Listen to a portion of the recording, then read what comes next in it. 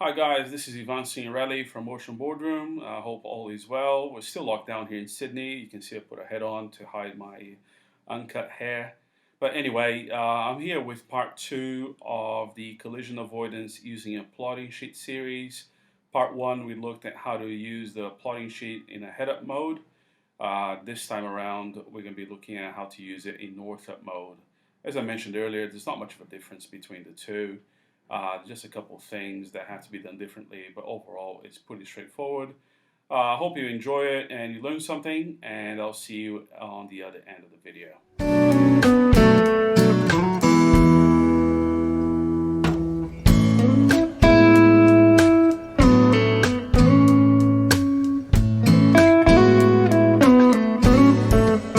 First thing I'm going to do is I'll want to write down on the top of my plotting sheet my own speed, which is 25 knots, and my course, which is 080. 6 miles.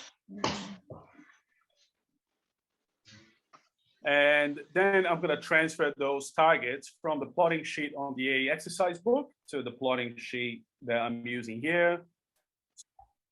And following the same pattern, 6 minutes later, we spot the same target at a distance just under 2 miles at the same bearing of 65 degrees. So that is at 0233.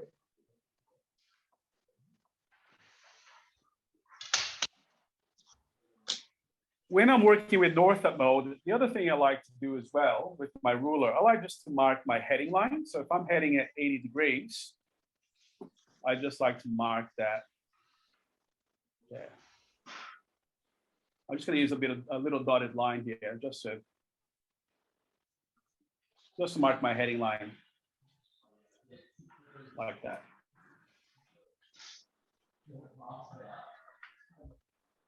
And I'm just going to make sure north-up mode.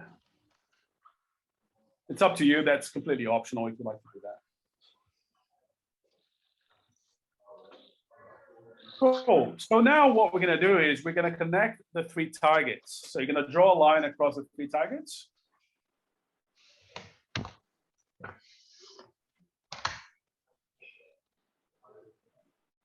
Like so. And as we do this, what's the first thing that we notice? Yeah, we're on a collision course. Yeah, so there's no CPA here. If we maintain our course and speed and they maintain their course and speed, we're going to crash. Yeah. So, in answering that question, is there a risk of collision? Yes, there is. Yeah. Will you cross ahead of the contact or stern of it? Oh, neither. You're going to collide. Yeah. And the CPA therefore is 0. Yeah. So you can say the CPA is 0. All right. So now we need to find out what is the other vessel's course and speed. Okay. So let's do that. And it's very similar to what we did in that first problem, except now in north-up mode. If anything, it makes it a little bit easier. Okay? If you remember from the last exercise, the next step here is to draw our reciprocal course onto the plotting sheet. Now, our course is 080. And remember, we're going to draw a reciprocal course from the first contact. So what I like to do here is the following. I like to set my plotter to 080. And I like to set my plotter to 080 on that first contact there. So here I find the first contact. I set my plotter to 080. I make sure that everything is lined up properly. And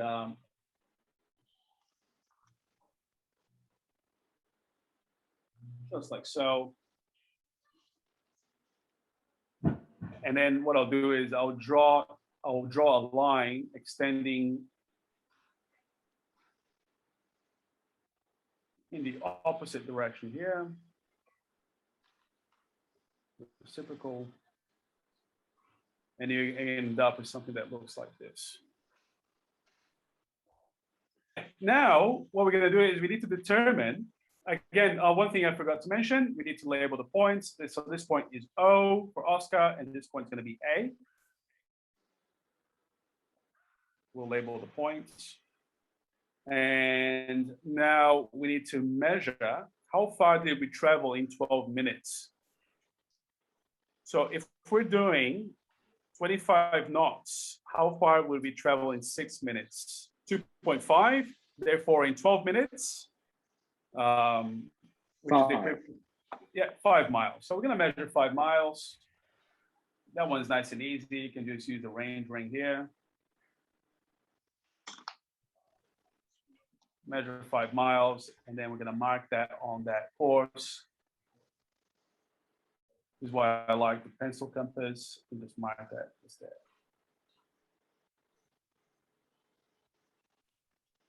And this is gonna be W. Cool. So now, we're gonna create the triangle, the WAO triangle.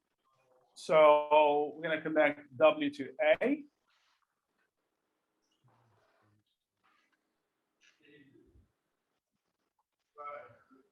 Oh, that was a bad one.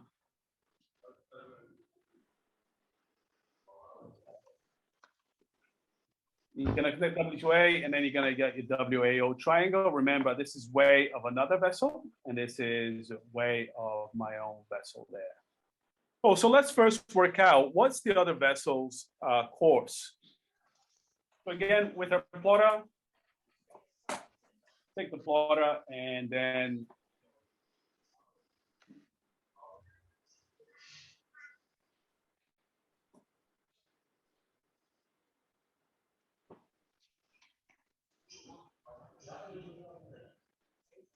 of about 110, yeah? So now the beauty of north-up mode is that we don't have, that's the true bearing already. Yeah, that's not the relative bearing, that's the true bearing. So that's that vessel's course is 112 true. Yeah, we don't have to do anything else to it. Yeah. So so that's pretty handy. Yeah. So that's 112 or 110, whatever is that vessel's course. Now we need to figure out its speed. And with the speed, just like we did previously, we're going to measure the distance from W to A. We'll measure that distance from W to A. So that's how far the vessel traveled in a period of 12 minutes. I have about 1.8 miles, rounded up to 2. That may make a big difference. And remember, you're going to take that distance, whatever distance you got, you're going to divide by 0.2 in order to get a speed, which is miles per hour. Yeah, nautical miles per hour or knots. About 9 knots. Yeah, that's good. Now about 9 knots. Yeah. You're going to get somewhere in that. So we're going a lot faster. We're doing 25 knots and they're going at 9 knots. We are traveling at 080. They are traveling at 1110 roughly. So again, if I were to put this on the plotting sheet, see what's actually happening, is that vessel is traveling, was it 110? Here it's traveling in this direction here. And I'm traveling at 080. I'm traveling in this direction here. Well, a lot faster. So what's actually happening here? We're moving slower, and then we're hauling in like that. What's going to happen? You hit him from behind. It's going to be a rear end collision here, isn't it? Yeah. So essentially, what's happening is we're overtaking this vessel. Yeah. We're going to be passing behind them. Obviously, if we don't change course, then we're gonna go straight into the back of them. Okay. So Ivan, can I just interrupt there? I actually got confused because before you explain that, because the timeline, it was getting closer to us, I actually thought it was heading towards us. Yes. But until you were at, yes, it's actually heading away from us, isn't it? It is. But we are going faster. I've just realized that. So you see why, Barry, it's important to, this is why I like to find out the courses. We need to find out its bearing first. Exactly, yes. Yes. Because we don't know where it's heading. Exactly, absolutely, yeah. So that's why Got it. with a plotting sheet, it's before you determine what light you're going to see, what's happening. Yeah, if you determine the other vessel's course and speed, then you can do this little exercise here, and then you can picture what's actually happening. Oh, we're actually going a lot faster. We're coming up behind them. So, Got it. so Got it. what light are we going to see? We're going to see probably a stern light. Yeah. Which means we need to keep away, stay clear. Does that make sense? Yeah. Yeah. And I hope you enjoyed the video. I hope that you now have your head around on how to use plotting sheets for collision avoidance using radar. Both methods have their benefits and drawbacks. It's up to you to decide which one's going to work best for you. We'll